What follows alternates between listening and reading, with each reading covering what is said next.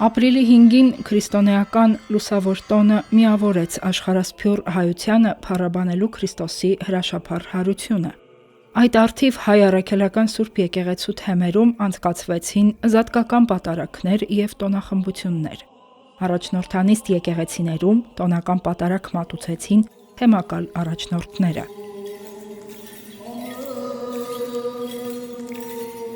Ռուսաստանի և Նոր Նախիջևանի հայոց թեմի Սուրբ Պայծառակերպության մայր եկեղեցում պատարագիչը Եզրաս arczepiskopos Ներսիսյանն էր։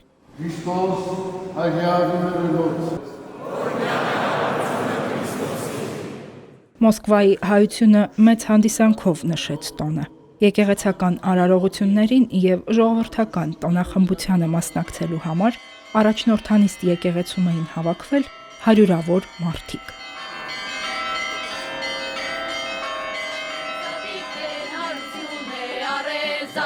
Զատիկ հավը կարմիր է ածել, զատիկ փողոցներ ազել տեսել, զատիկ փողոցներ ազնի բարի,